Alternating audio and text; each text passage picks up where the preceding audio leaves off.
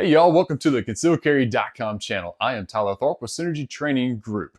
We're going to start a little series talking about how you should carry your gun, some kit considerations, things of that nature. Y'all stick around. Let's talk about outside the waistband carry because there's many of you that actually conceal carry outside the waistband. And a holster something like this, whether it's Kydex or leather, there's many options out there. And I have just on a basic t-shirt with this just for demonstration purposes so you can see what's going on. However, I have seen some outside the waistband holsters that have some safety concerns that I'd like to make people aware of. First and foremost would be, I wish I had an example here. Think of your normal traditional leather holster, but the leather piece that comes up to protect your body from the gun or vice versa. A lot of times it's not very structured, or over time it has lost its structure and it's then gotten kind of floppy. And worst case scenario, and this actually has happened before, that floppy leather can actually get up in that trigger guard, and as you put the gun into the holster, it catches the trigger and depresses the trigger. And you can see where that would not be advantageous if the gun goes off while putting the gun in the holster. Now, of course, we're supposed to be looking the gun in the holster. Yes, absolutely do that. However, let's not make our life a little harder than it should be by having a subpar holster that isn't holding up. Now, here's the thing. You can buy really good leather holsters, and just over time, the leather has fatigued and it does wear out. We need to remember that holsters are maybe the word I'm looking for is disposable. Something that needs to be checked and eventually thrown away over time and get you a new one. So same thing with inside the waistband carry, guys. We need to have a good quality belt that is going to hold the weight of the gun. You're looking at, at best 30 ounces for a loaded gun, all right? And at worst, heavier than that. And over the course of the day, moving and whatnot, you need that holster and gun to be in the same place every single time and not flopping around like that right there. So start out with yourself a good quality belt, just like you would with the inside the waistband carry. Again, here I have the EDC Foundation belt. If you need something a little more dressy, just make sure that you're getting some sort of gun rated belt. You'll know that they're a gun specific belt because they're very stiff whenever you try to collapse it this way. Yet they still come around your body, so they're not stiff in the round portion, just up and down type of way there. And then again, make sure we have a good quality holster. This holster here is it's a T-Rex Ironside.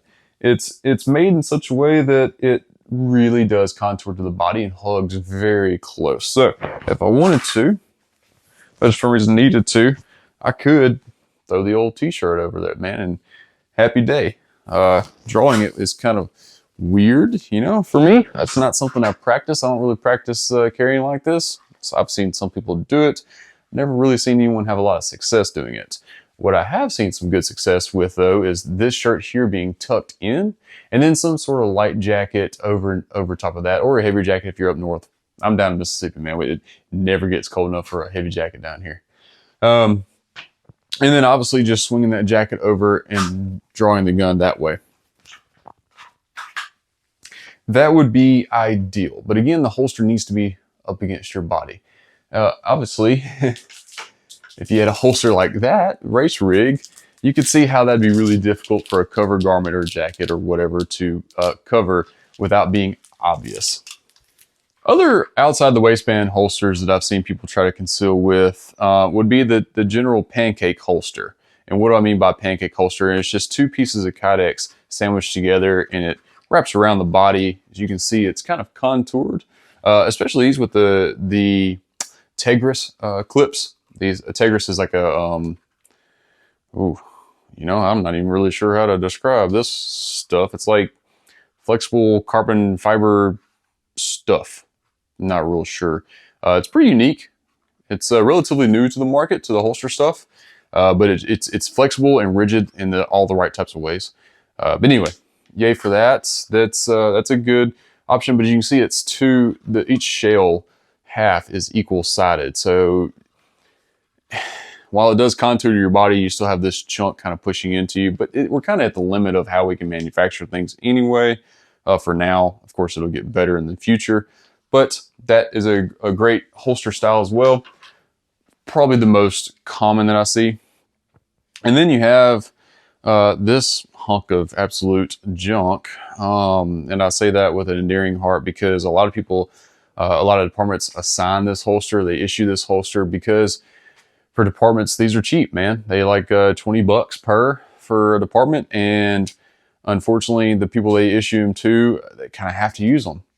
There have been a lot of safety concerns with Serpa holsters, any type of holster that uses your firing finger as the deactivator for the retention. You have to push that button to make the gun come out type of thing. I don't have a gun that fits this to demo it with. I'm honestly not sure what gun it even fits. I just have this around for demonstration purposes. Like, hey, if you can help it, don't buy this thing. But this is not a good holster to have. Again, safety concerns with the firing finger needing to be used to draw the gun. Another thing I don't really like about it is the paddle aspect. Not pancake like what I said earlier, because that is referencing the holster shell, but this is a paddle. This is how it attaches to your body. This, you can see it's contoured, slips down into your pants like such, and contour to your body, so it's not uncomfortable at all. But the problem is, in some sort of hands-on fight or whatever, this is easily ripped off of your body. I say easily. Of course, it gets hung up on my britches this one time that I try to demo it. They do put like little clips right here, little like underfinger things to keep that from happening, but it's still not. It's not as good as just having some actual loops for your belt to pass through and actually hold it to your body. That would be ideal. This, not the worst thing in the world if you carry it, but there are better options. Now, next up would be the Safariland outside the waistband holster, which Safariland has been named coined the king of duty holsters. It's got a much more intuitive and safe deactivation for the retention, which is using your thumb. Without pulling it, it doesn't come out. Pushing on it makes it come out. Downfalls to these is they're kind of big. They're really hard to conceal. But if you are some sort of security role or things like that, this would be the way to go. These come with paddles too on some of them. Again, this is a better option. Some sort of belt attaching attachment. Belt attaching attachment. I'm not sure if that's a thing, but that's what we're going to go with today. We're going to make up words as we go, I guess. And yeah, so this is another option for you. Whenever I do security detail work, this is exactly what I use, but I'm not trying to conceal it. I've seen people try to conceal these. I've seen off-duty cops try to just throw their shirt over this, and it is not at all concealed. Like, you can absolutely tell what's underneath their shirts. All right, so outside the waistband carry, concealed is absolutely a thing. We just need to make sure that we have, again, a good sturdy belt, a properly conformed holster that attaches to the belt, all right? And then some sort of covered garment, like a light jacket. If you have a big enough t-shirt or like one of those button-down shirts that everybody wears, flannels. Isn't it interesting that isn't flannel like the fabric that it's made out of? And we're calling what it is what it's made out of. Shouldn't it have like a, yeah, I don't know. Anyway, so one of those deals, some type of light something to go over it, that is absolutely a good quality option. If it's not going to be concealed and you're going to be in some sort of public scenario, please make sure that you're using a good quality active retention holster. Walking around like this in public, while it is your constitutional right in most states for open carry, it's just not ideal because you're not in a security role. You're just a regular Joe carrying a openly seen gun. Go ahead and conceal that bad boy for many obvious reasons. So again, have good gear and go create good skill. Bye, y'all.